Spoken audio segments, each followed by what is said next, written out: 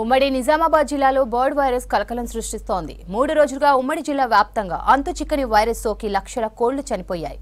Virus భయంతో చాలా మంది కోళ్లను అమ్ముకుంటున్నారు. దీంతో కోళ్ల ఫారాలు ఖాళీగా కనపడుతున్నాయి.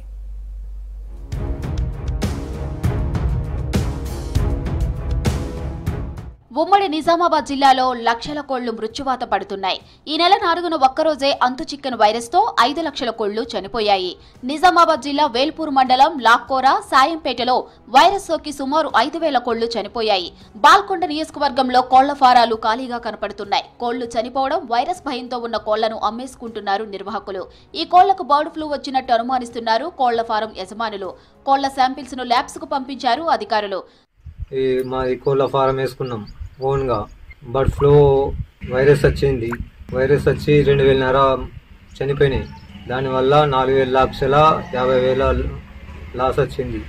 మళ్ళీ ఇక్కడ పెట్టద్దని ఒక 5 కిలోమీటర్ల దూరం తీసుకుపోయి పూడ్చి పెట్టేసాం. కామారెడ్డి జిల్లాల్లోనూ కోళ్లకు వైరస్ సోకింది. బాన్సువాడ నియోజకవర్గంలో గుర్తు తెలియని వైరస్తో వేలాది కోళ్లు మరణించాయి. కిస్టాపూర్లోని కోళ్ల ఫారంలో 2,500 కోళ్లు చనిపోయాయి.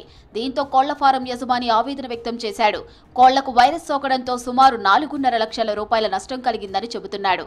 అటు బాన్సువాడ మండలం దేశాయిపేటను 1,500 కోళ్లు చనిపోయాయి. దీంతో చుట్టుపక్కల కోళ్ల ఫారాల యజమానులు సైతం కోళ్లను అమ్మేసుకుంటున్నారు.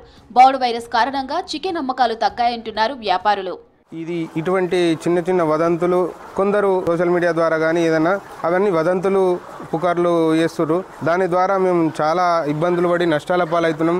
15-20 రోజుల క్రితం 5 రూపాయలు ఉన్న గుడ్డుని కొందరు సిండికేట్ అయ్యి ఆ గుడ్డు రేటుని కానీ కోడి చికెన్ రేట్ని కానీ తగ్గించే ఉద్దేశంతోనో ఏమో ఇటువంటి వదంతులు చేస్తున్నారు.